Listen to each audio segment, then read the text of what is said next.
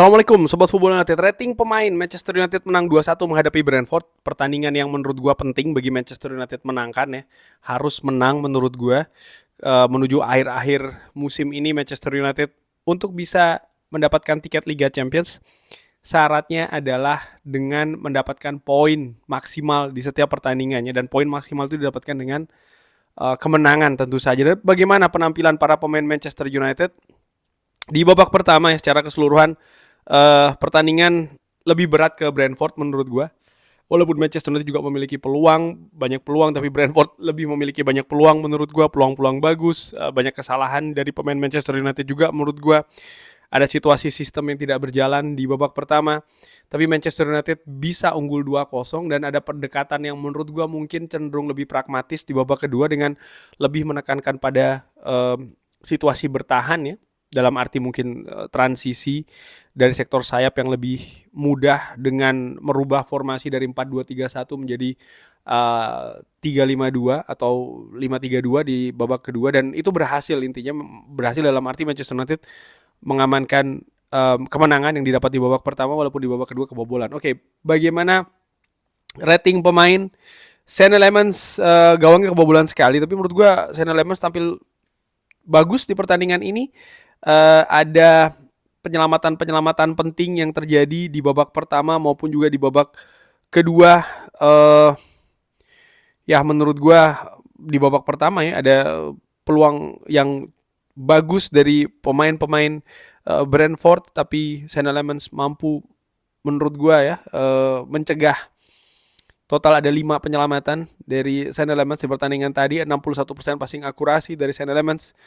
Gue beri Sean Lemans nilai 7. Bergerak ke kiri Luke Shaw yang akhirnya harus digantikan di babak kedua karena ada cedera. Nampaknya 1 kartu kuning untuk Luke Shaw. Ada 5 tackling, 2 yang berhasil, 10 duels yang dilakukan oleh Luke Shaw, 85% passing akurasi Luke Shaw di babak pertama.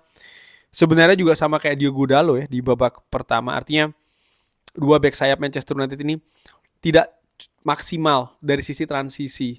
Dari sisi bertahan dia cukup bagus, tapi tidak dari transisi, sehingga build up Manchester United ini kesulitan di babak pertama. Di babak kedua dengan berubah sistem ya menjadi 3 center back, Luke Shaw nampak lebih nyaman. Walaupun demikian konsentrasi Manchester United di babak kedua nampaknya memang lebih bertahan. Dari sisi pertahanan menurut gue Luke Shaw tampil cukup solid. Gue beri dia nilai 7. Gue langsung ke back sebelah kanan, Diogo Dalot.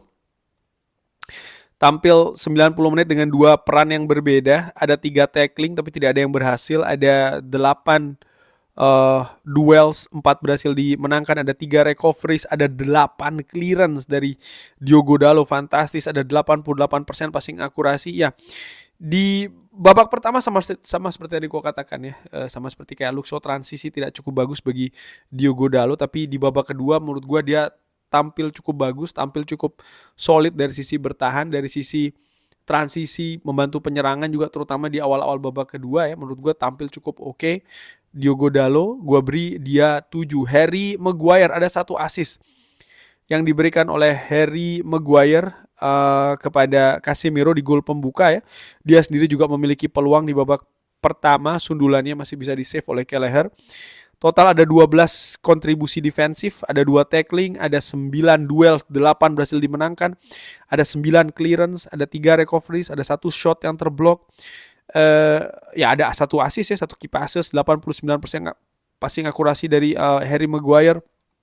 Tampil solid menurut gue di lini pertahanan Manchester United juga, terutama di babak kedua menjadi tembok yang kokoh di lini pertahanan Manchester United. Di babak pertama ada beberapa kesalahan koordinasi ya dengan back line-nya Manchester United, tapi di babak kedua jelas ada perubahan penampilan dari Harry Maguire. Gue beri dia nilai 8.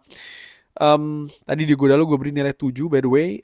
Eden Heaven tampil 90 menit. Pemain muda ini ada 4 kontribusi defensifnya, 100% tacklingnya, 5 duel 3 berhasil dimenangkan, ada 2 clearance, 91% passing akurasinya, ada 2 usaha dribbling, 1 yang berhasil. Ya di babak pertama ya ada beberapa situasi Eden Heaven ini salah koordinasi dengan pemain lain di lini belakang menurut gue. Tapi ada keadaan yang membaik di babak kedua. dia tampil cukup solid juga menurut gue. Sayang Manchester United harus kebobolan di menit-menit akhir di babak kedua ya, tapi secara keseluruhan gue happy dengan dinamika pertandingan dari seorang Eden Heaven. Gue beri dia nilai 7. Kobbie Mainoo langsung memberikan peluang bagus kepada Amat di babak pertama, di awal-awal babak pertama. Bekerja cukup keras menurut gue di babak pertama, terutama dengan tekanan-tekanan dari Brentford untuk lini tengah Manchester United. Ada satu big chance created, satu key passes, 85% passing akurasi dari Kobbie Mainoo. Tidak ada shot ya untuk Kobbie Mainoo. Menurut gue Kobbie Mainoo tampil fantastis di pertandingan tadi. Dari sisi bertahan juga menurut gue dia sangat aktif membantu pertahanan dari Manchester United. Merupakan pemain penting di lini tengah Manchester United di babak pertama dan babak kedua. Tacklingnya luar biasa, 4 kali percobaan, 4 kali semua dimenangkan, jadi 100%. Cukup aktif dalam melakukan duel, ada 12 duel, 8 berhasil dimenangkan, 5 recoveries, 2 clearance, 2 interception, fantastis. Gua beri Kobbie Mainoo nilai 8. Casemiro, wow, Casemiro gue beri nilai 9 ya. Casemiro ini fantastis di pertandingan tadi. 1 gol diciptakan oleh Casemiro. Kerja keras panjang pertandingan. Baik itu dari sisi transisi, defensif, ofensif. Luar biasa menurut gue. Casemiro dia pun juga mencetak gol di pertandingan tadi.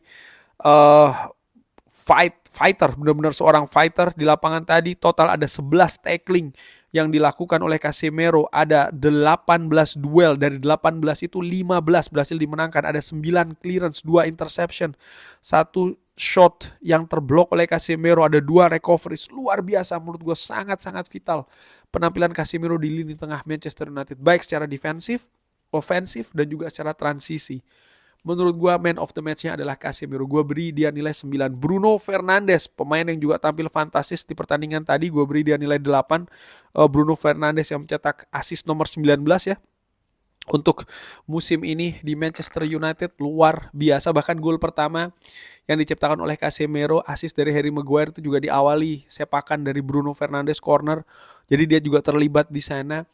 Angka 19 assist satu musim ini menyamai angka dari Mesut Ozil 10 tahun yang lalu ya, satu musim 19 assist, dan hanya terpaut 1 assist lagi nih dari angka rekor yang diciptakan oleh 2 pemain, Kevin De Bruyne dan juga Thierry Henry. Jadi Bruno Fernandes butuh 2 assist lagi untuk memecahkan rekor tersebut. Luar biasa ya Bruno Fernandes ini. Kalau ada komentar miring yang mengatakan, menurut gue ini komentar yang lucu karena tidak mutu menurut gue. Maaf sebelumnya, tapi itu yang gue rasakan. Yang mengatakan bahwa Bruno hanya mengejar rekor pribadi. What? Rekor pribadi? Assist itu ada pengaruhnya dengan gol ya, karena assist berarti gol terjadi. Gol terjadi, maka itu memberikan hasil ya kan kepada klub, kepada tim, dan hasil yang berkaitan dengan gol itu tadi dari assist itu kan juga mempengaruhi peringkat dan lain-lain. Sehingga itu kontribusi yang jelas sih menurut gue bagi tim. Dan kalau itu dikatakan individual, gue gak ngerti sih. Gue bener-bener gak ngerti lagi. Tapi Bruno Fernandes tampil cukup bagus di pertandingan tadi. Sangat mobile pergerakannya, daya jelajahnya, tacklingnya 100% ya. Akurasinya, ada 7 duels di pertandingan tadi. Ya menjadi inspirasi menurut gue di lini tengah juga. Gue beri dia nilai 8. Amat di babak pertama menurut gue tampil tidak maksimal, terutama dari sektor atau dari faktor transisi.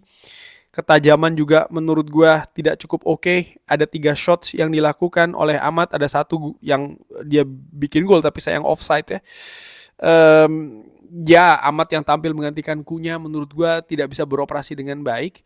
Artinya bukan hanya posisi dalam formasi tapi juga fungsi itu sendiri, terutama transisi, penempatan posisi juga ya, tidak maksimal. Gue beri dia nilai 6. Bumo pun menurut gue juga demikian, tidak tampil terlalu istimewa sebagai pemain sayap serang di babak pertama dan di babak kedua. Walaupun di babak kedua ada fungsi yang berbeda, ada didorong lebih ke depan lagi, tapi di babak pertama terlalu statis menurut gue, tampil sebagai pemain sayap ya, tidak memberikan solusi, terutama ketika Manchester United ini berusaha untuk build up. Dia lebih mengandalkan kecepatan. Walaupun demikian dia memberikan 2 key passes di pertandingan tadi, 86% passing akurasinya yang dilakukan oleh Bryan Mbeumo. Hanya ada 2 kontribusi defensif. Dia melakukan 4 duels ya. dan 3 yang berhasil dimenangkan. Gue beri dia nilai 6. Benjamin Sesko, gue beri dia nilai 7. Berhasil mencetak 1 gol penting menurut gue. Finishingnya keren ya, dia menerima bola dari Bruno Fernandes dan tetap tenang mengecoh satu pemain Brentford sebelum menaklukkan Gallagher. Luar biasa menurut gue kerja keras dari Benjamin Sesko juga. Dia beberapa kali terlibat dalam duel bahkan di daerah pertahanan Manchester United di kotak penalti. Total dia ada 12 duel, 7 berhasil dimenangkan, ada 5 recoveries. Gue beri dia nilai 7. Benjamin Sesko di pertandingan tadi, dan sebagai seorang penyerang pun dia juga mampu melakukan tugasnya dengan mencetak gol. Noser Mazraoui yang tampil menggantikan Ahmad. Ada 2 fungsi yang dimainkan tadi oleh Mazraoui. Pertama sebagai center back, lalu dia pindah ke sebelah kiri sebagai wingback.